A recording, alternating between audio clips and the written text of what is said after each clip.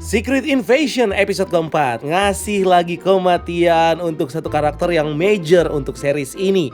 Dan kayaknya bakal jadi development untuk karakter lainnya, khususnya untuk Gaia dan Nick Fury di episode selanjutnya. So, apa aja nih kejutan yang muncul di episode ini? Langsung aja kita breakdown bareng gue Rian. Let's explore this universe.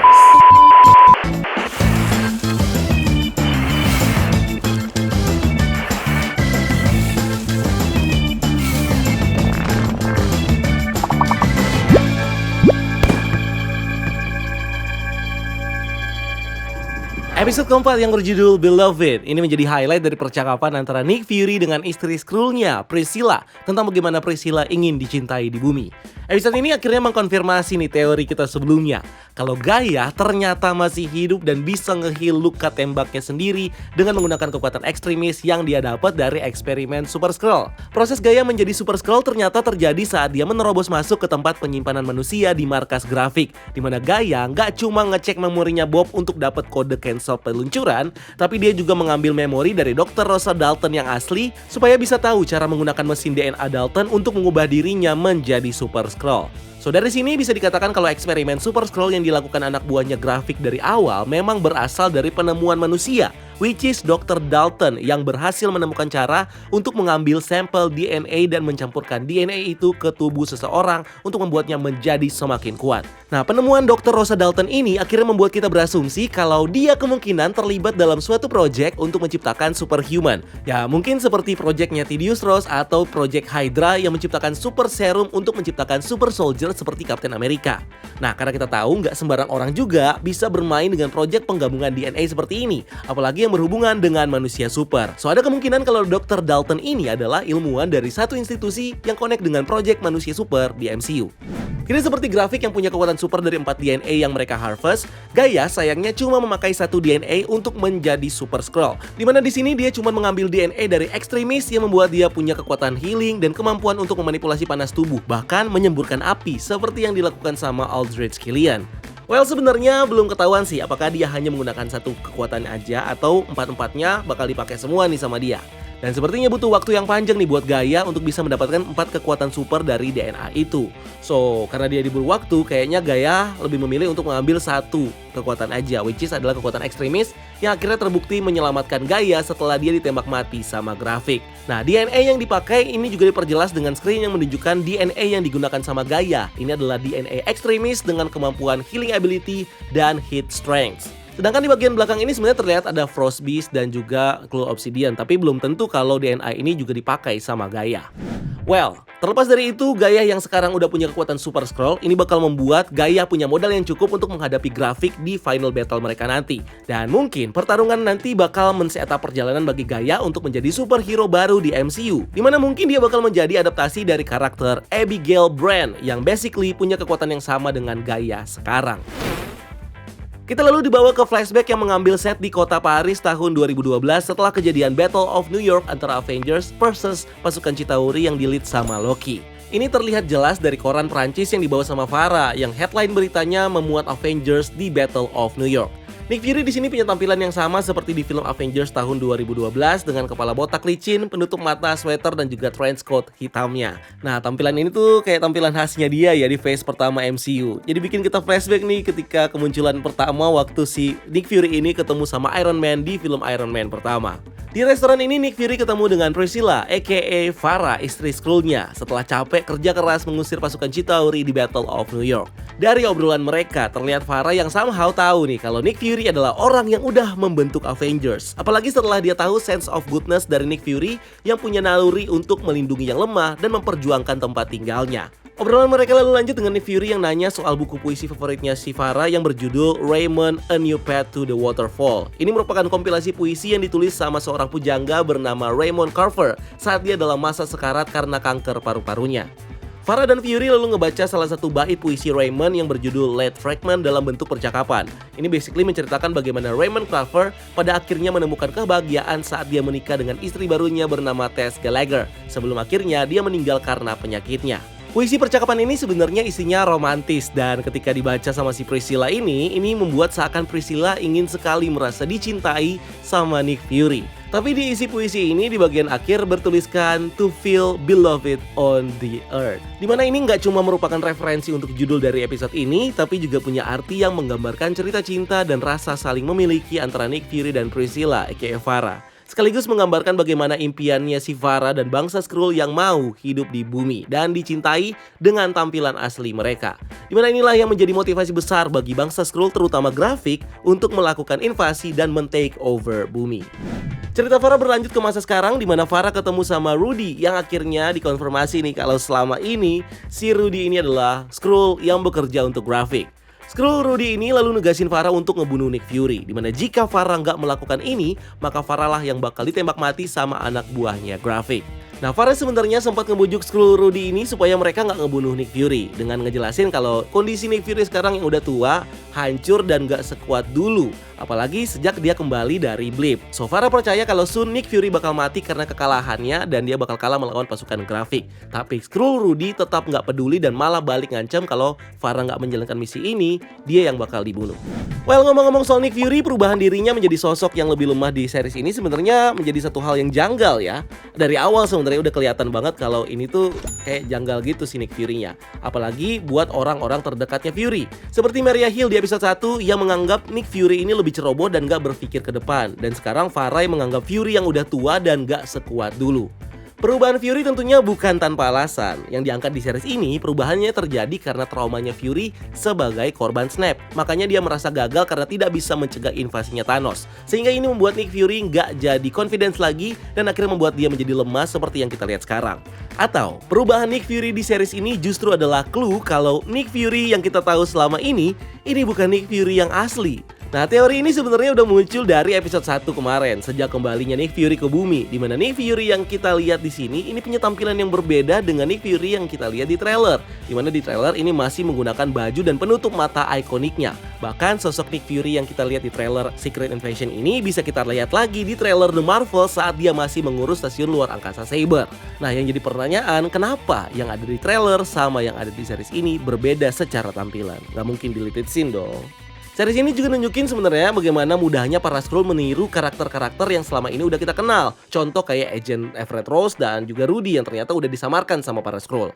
Faktanya Nick Fury juga sebenarnya di Far From Home sempat digantikan sama Talos yang menggunakan identitas Fury untuk melindungi bumi dan membantu Spider-Man. Nah, sosok Fury di Far From Home yang kelihatan gampang ketipu sama trik Mysterio dan juga gegabah saat bertindak sebenarnya mirip-mirip kayak Fury yang kita lihat di series ini, yang bisa dengan mudah ditipu dan dikalahkan sama Graphic. So ada kemungkinan kalau Fury yang kita lihat di series ini bisa jadi adalah Skrull, tapi udah bukan si Talos lagi. Bisa jadi adalah agent Skrull yang loyal dan dekat sama Fury di stasiun luar angkasa Saber, dimana si Skrull ini mungkin ditugaskan sama Nick Fury untuk memberikan penanganan pertama untuk masalah Graphic, sebelum akhirnya Nick Fury turun tangan untuk menyelesaikan semua ini.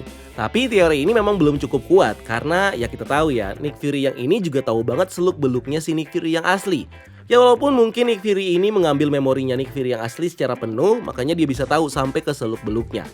Well, tapi ini masih teori loh guys ya. Kita tunggu aja clue selanjutnya di episode 5 nanti. Apakah yang ada di trailer itu mungkin itu adalah konklusi dari akhir di Secret Invasion ini atau kayak gimana? Kita lihat aja nanti. Di sisi lain, Fury juga ternyata sudah menyadap Farah yang tentunya lewat handphonenya yang sebelumnya ditinggal di dapur. Dimana dari sinilah Fury bisa mendengar seluruh conversation mereka dan tahu kalau Farah ditugaskan untuk membunuh Nick Fury.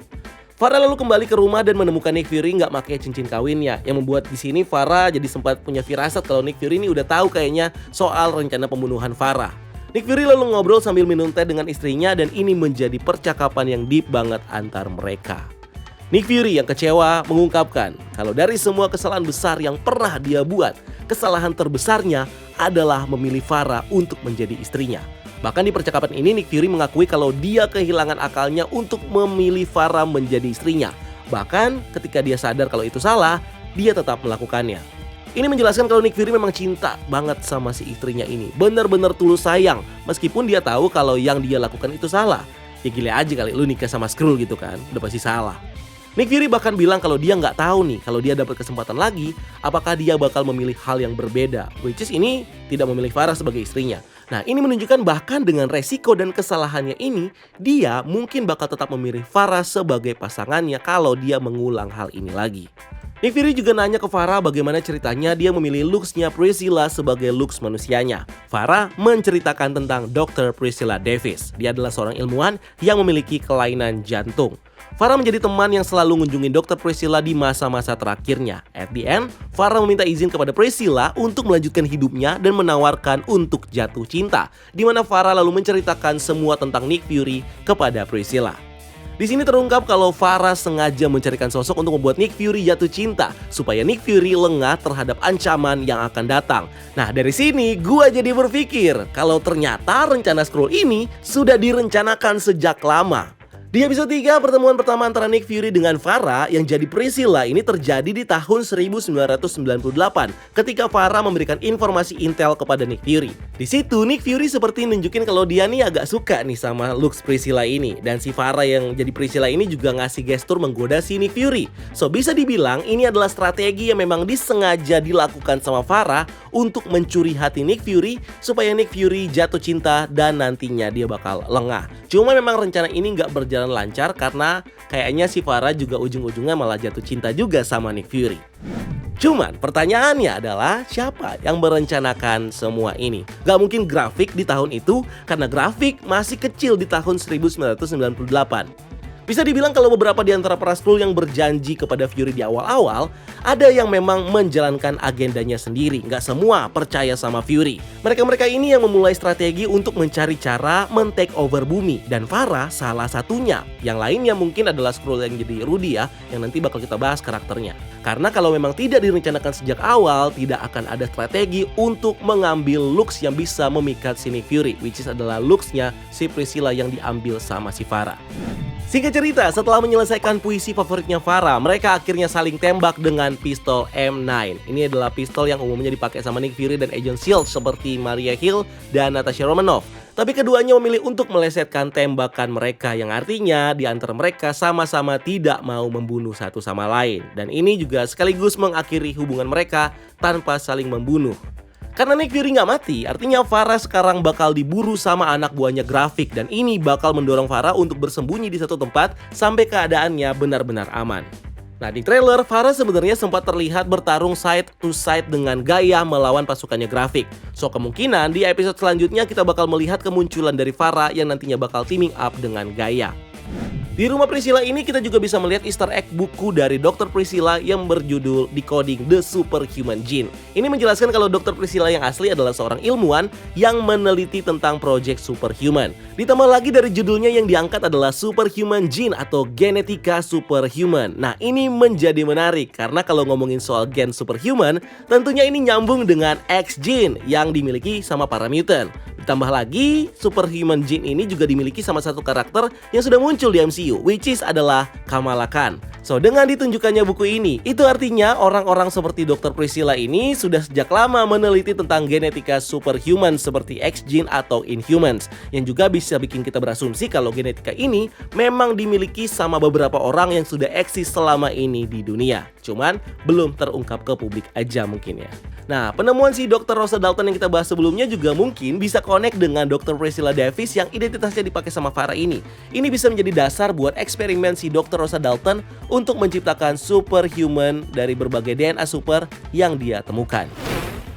Berikutnya Gaia ketemu lagi sama bapaknya si Talos dan menanyakan tentang rencananya untuk menjamin kehidupan bangsa Skrull di bumi. Karena walaupun Gaia berkhianat sama Graphic, Gaia ini masih punya tujuan yang sama dengan Graphic, yaitu bisa hidup di bumi atau di dunia dengan wujud asli mereka.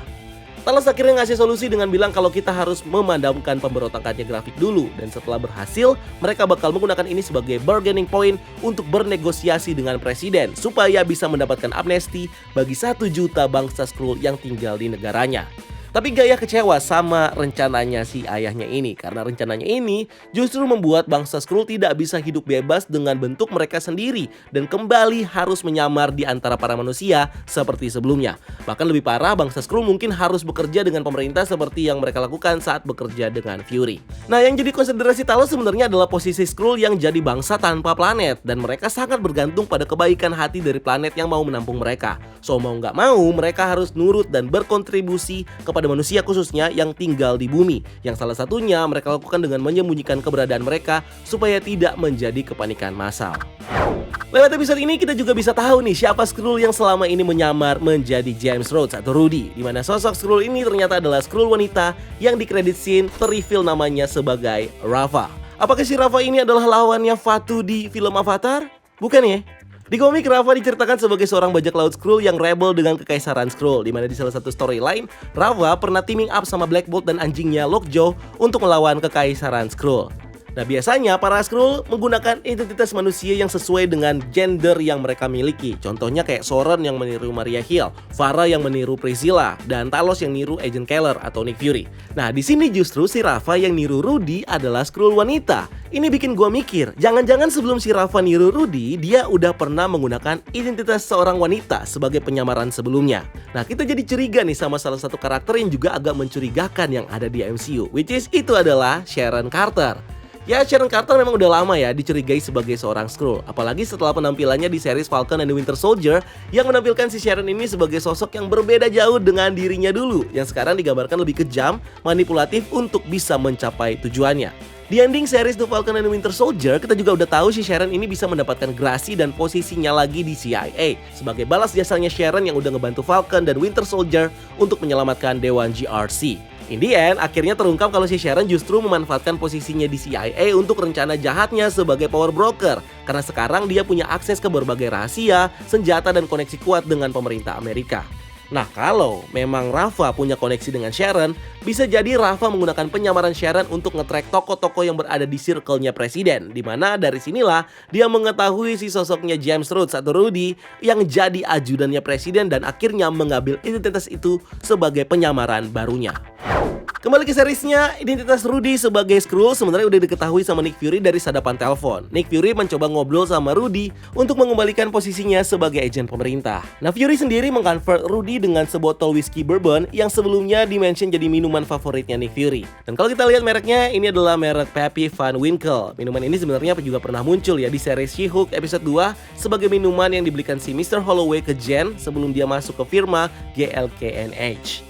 Awalnya Rudy sendiri curiga kalau minumannya ini ada racunnya. Ini callback dari episode 2 di mana si Nick Fury juga curiga kalau Rudy naruh racun di minumannya. Tapi Nick Fury langsung mencairkan suasana dengan ngejokes kalau minuman ini ada nanotech-nya. Ya kita tahu lah ya, nanotech ini adalah teknologi yang menggunakan robot kecil seukuran mikro untuk melakukan purpose tertentu. Sejak Infinity War ini udah sering dipakai sama berbagai superhero, mulai dari kostum Iron Man, Iron Spider, sampai kostum Panther Habit dari film Black Panther.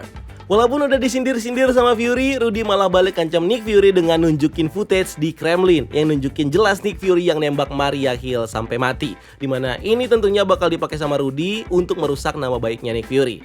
Karena nggak mau video ini kesebar, Fury akhirnya memilih untuk mundur dan ninggalin Rudy. Tapi ternyata rencana sebenarnya Fury adalah untuk menyadap Rudy. Dia berhasil melakukannya dengan menggunakan pelacak cair yang dimasukin ke dalam botol bourbon yang akhirnya diminum sama Rudy. Dengan pelacak ini, Fury dan Talos akhirnya bisa melacak iring-iringan Presiden Amerika Richard yang datang ke Inggris untuk menghadiri perundingan damai dengan Rusia. Di mana mereka sekarang diincar sama pasukannya Grafik. Pasukan Grafik di sini menyamar menjadi pemberontak Rusia untuk mencoba menyerang rombongannya Presiden Richard dan membunuh Presiden Richard supaya nantinya mereka bisa menyulut perang antara Rusia dan Amerika. Nick Fury dan Talos akhirnya teaming up untuk menyelamatkan presiden. Di sini kita juga bisa ngeliat nih, si Nick Fury make rocket launcher untuk nembakin helikopter. Di film Avengers dia juga pernah make rocket launcher untuk nembakin pesawat yang ngebawa misil ke New York. Di sisi lain, Grafik justru show up dengan kekuatan Super Skrull-nya, di mana dia menggunakan kekuatan Groot untuk menumbuhkan seluruh pohon dari tangannya dan menggunakan itu untuk membunuh salah satu agen pemerintah. Talos dan Nick Fury berusaha mengamankan Presiden Richard, tapi sayangnya Talos justru kena tembak parah yang ngebuat dia pelan-pelan berubah menjadi bentuk aslinya sebagai Skrull. Ini sempat bikin salah satu tentara kaget dan berniat menyerang karena disangka alien, tapi Nick Fury meyakinkan kalau Talos ada di sisi mereka. Dengan sisa-sisa kekuatannya Talos, dia berhasil memecahkan kaca mobil presiden dan Fury berhasil mengamankan presiden. Sayangnya, Talos keburu sekarat. Dia lalu meminta salah satu tentara untuk membawa Talos yang ternyata tentara ini malah adalah Grafik yang menyamar. Di momen ini Nick Fury menembak Grafik dan akhirnya tahu kalau Grafik memiliki kekuatan ekstremis yang bisa self-healing dan terkejut abis. Tambah terkejut lagi ketika Nick Fury melihat langsung bagaimana si Grafik menikam Talos tepat di dadanya yang akhirnya membuat Talos mati. Ini jadi episode yang shocking banget karena lagi-lagi kita ngelihat kematian dari karakter yang bisa dibilang udah mengambil simpati para penonton. Apalagi kita tahu kalau Talos ini punya rencana yang mulia ya, untuk menunjukkan kebajikan hati mereka kepada manusia supaya manusia bisa memberikan mereka grasi dan menerima mereka untuk hidup berdampingan. Tapi ya, dengan Talos yang udah terbunuh dalam bentuk Skrull, ini juga udah dipastikan kalau si Talos ini udah bener-bener mati di episode ini. Apalagi Talos kan nggak punya akses ke mesin Super Skrullnya Graphic, so nggak mungkin banget nih dia tiba-tiba hidup lagi kayak Gaia yang pakai keluar kekuatan ekstremis gitu. Nah, kematian Talos akhirnya menjadi kekalahan terbesar nih buat Nick Fury, yang sekarang bisa dibilang dia sekarang udah nggak punya ally lagi untuk menghadapi Graphic setelah sebelumnya Maria Hill mati, ditambah sekarang si Talos udah mati. Fury sebenarnya masih punya satu lagi sekutu, which is teman lamanya di MI6, Sonya Falsworth, yang sebelumnya memang agak slack sama Fury karena udah naruh penyadap di patungnya ya. Tapi karena dia harus nyelamatin Presiden Ritson, mau nggak mau Nick Fury harus melakukan segala cara untuk mendapatkan bantuan dari Sonya supaya dia bisa mengamankan Presiden dan melawan balik Graphic dengan menggunakan resource MI6 yang dia punya. Ada juga teori yang bilang kalau Presiden Ritson di sini juga bakal berujung mati karena kita tahu sudah ada calon penggantinya nih menurut teori ya, which adalah Thaddeus Ross yang bakal diperanin sama Harrison Ford yang bakal jadi presiden di film Captain America nanti. So ya, bisa aja di sini Presiden Ritson mati dan akan digantikan dengan presiden baru. Selain Sonya, Gaia juga kemungkinan bakal membantu Nick Fury dalam misinya supaya dia bisa balas dendam nih sama Graphic yang udah ngebunuh bapaknya si Talos dan sebelumnya udah ngebunuh juga ibunya si Soren. Nah, perannya Gaia ini bisa dibilang penting karena dia punya kekuatan super yang nantinya bakal adu kekuatan deh antara Graphic sama Gaia sama-sama Super Skrull. Well, masih tersisa 2 episode lagi dan sepertinya di episode selanjutnya kita juga bakal ngeliat bagaimana Graphic bakal menggunakan kekuatan dari DNA-nya Cool Obsidian dan juga Frost Beast yang sampai sekarang ini masih belum ketahuan efek kekuatannya kayak gimana. So itu dia semua hal yang bisa kita breakdown dari episode keempat Secret Invasion ini. Kalau kalian menemukan Easter eggs atau hal-hal yang gak gue bahas di video ini, silahkan tulis di kolom komentar di bawah dan mari kita diskusi rame-rame. Dan menurut kalian gimana nih episode keempat ini? So thank you udah nonton video ini. Jangan lupa untuk like video ini dan subscribe sebagai bentuk dukungan kalian buat channel ini. Cari kita juga di TikTok dan di Instagram Breakdown.Universe karena kita juga bikin konten di sana dan jangan lupa lakukan satu kebaikan hari ini. See you on the next video. Gue Rian, until next time. Keep exploring the multiverse.